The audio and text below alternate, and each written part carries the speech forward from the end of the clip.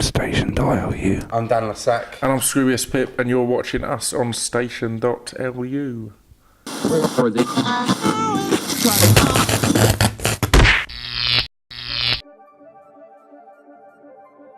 But not much anymore. Just because we tend to have so many gigs in a row, it's literally the morning we wake up. So where are we today?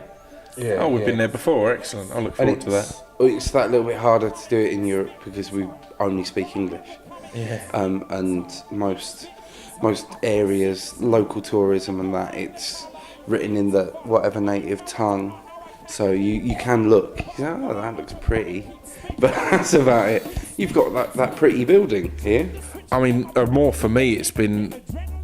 I think the spoken word scene in the UK is growing hugely, and it's crossing over with the hip hop scene, and there's more and more strong stuff coming out. But yeah, it's a tough one. There's an awful lot of UK hip hop that I don't like, and I never have liked, and it offends people because I'm honest about it. But yeah, there's a lot of stuff that's just certain things broke through years and years ago, like your Dizzies and people like that, and then everyone after them started doing exactly the same and got in line, and it just gets a bit boring for me.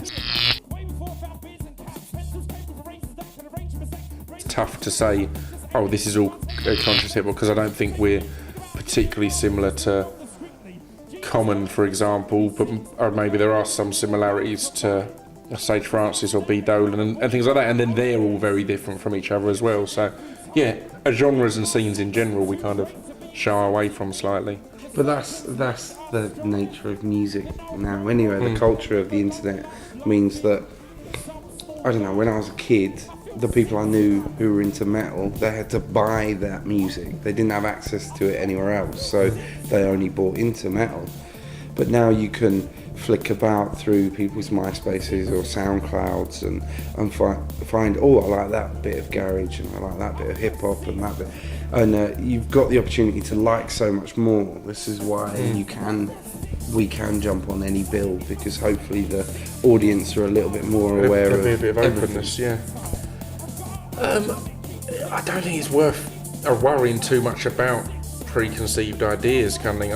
I mean, it's one of the reasons we're so active on Facebook and Twitter and things like that, to kind of get across a bit of reality rather than what you might think. I mean, I didn't have an amazing education. I'm not an amazingly well-read and well-educated person. I just happen to put a lot of time and research into stuff when I'm writing, and I kind of take that element that I don't sing, so if all I'm going to be doing is talking, then I should put a lot of effort into that and finding interesting things to talk about. Well, actual physical workload, the split's probably 80-20, just because the physicality of what it takes to do in the studio. You know, so if a track takes me 3-4 weeks in the studio, all in all.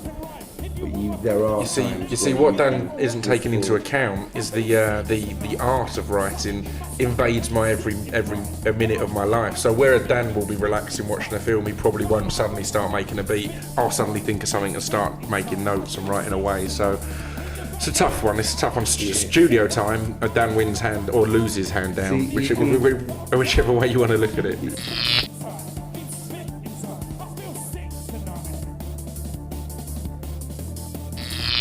It's really important to get that all across live, because a lot of people will think it is a DJ and MC a setup, which it isn't. There's a lot more. It is more 50-50 than that. It's not just Dan playing backing beats and me rambling away out the front. It's the reason we split the stage kind of evenly, and Danny's doing a lot more, and there will be a lot of songs where I'll step at least to side of stage, if not right off, to kind of I'll let Dan go mental and bring the crowd up and get him going. So it is that balance, yeah, definitely. I don't think you can get too precious over how people interpret and hear your music. It's music. It's there for individuals to take in and enjoy on whatever level they want. You shouldn't have to listen to music and I'm paying attention to every lyric and getting exactly every reference and message. A lot of people just want to put music on to enjoy it, and that's absolutely fine. Well, that's the thing with any creative form, with any art. You can't sit next to the listener, viewer, consumer and tell them what it's meant to mean. Yeah, So, yeah. you know, Mondrian chucks a painting on the wall. He can't stand there all day and go, well, you know, this is an experiment in colour and form. It's whatever it means to you. It's really interesting to see online and on comment boards and things like where people will interpret certain lyrics and really read stuff into it that was never there when I was writing it, but they come up with these amazing. It's like a David Lynch films. I'm convinced half of it he doesn't plan it or know what's going on, but part of the art is people then are reading these complex theories into it. And it's fascinating to see that. Not shouting, get a job, but just saying.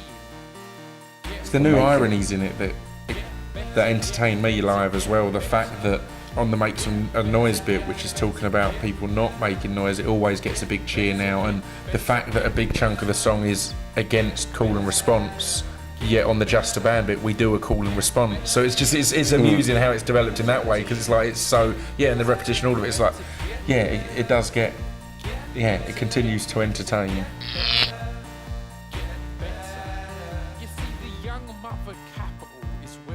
It's a struggle. It's a struggle, I'll be honest. But again, I mean, that's a thing of, I'm always taking notes and writing little lines here and there, and half of them will never amass into anything. With Thou Shalt, it was one of the easiest songs to write once I had the concept of it, and when we got Denise from De La Soul on to do a version for it, we were kind of aware that one of the reasons he was so keen to was for any MC, it's an easy task to write, because as soon as you've got that idea in your head, everything you see as you walk around is a Thou Shalt or a Thou Shalt Not, and it's kind of it's an easy one. But generally, it's trying to, I don't know, it's trying to have a balance of stories and tales as well as more kind of a literal real life observations and things like that. So it'd get boring if we had a whole album that was all just what I see on a day-to-day basis, because that'd get, I mean, all we do is sit in a van, and then when we're off I sit in my flat, so it wouldn't be of much interest. So. I've got like a audio recorder that I carry around with me, so if anything ridiculous pops into my head, then I'll just sing it in.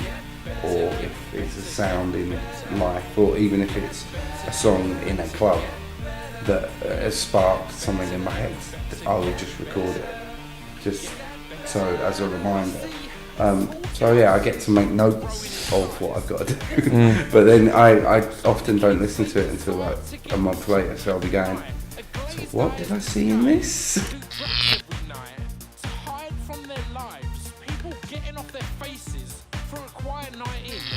It's an impossible one to do, because a lot of that kind of braggadocious type hip hop and only talking about yourself and your life, things like, I live in a small town in Essex. There's not a lot of exciting stuff to tell. I wouldn't be able to out brag anyone. It'd be very much, I live in Stamford. It's quite quiet.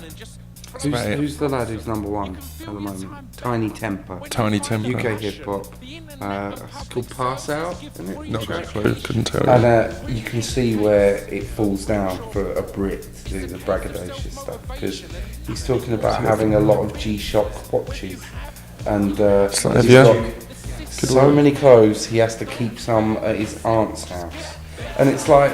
I like that line. I thought that was endearing. He's cocky, but he's adorable. But so that's a mark of how the Brits just can't do it. We don't have Escalades or Bling or any good stuff.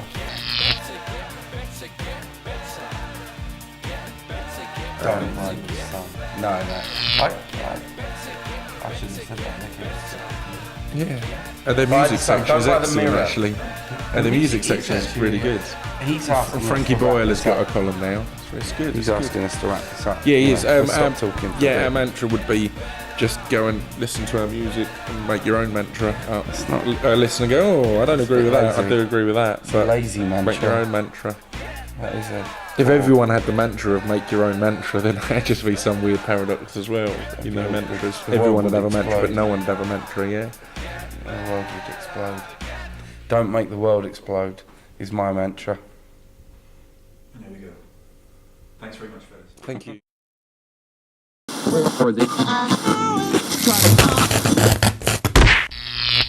So Dan's gone to get the sound man to quieten Tell down. us something about Dan that you would like to know. He snores very loud. I know that. like incredibly loud. Yeah. And we got a guy on the last tour called B. Dolan who possibly snores even louder. That's why you have to have a separate room. Generally. On the last tour, I kind He's of a split. diva. As soon as you went, you knew that was going to happen. Yeah. Stories. Hello.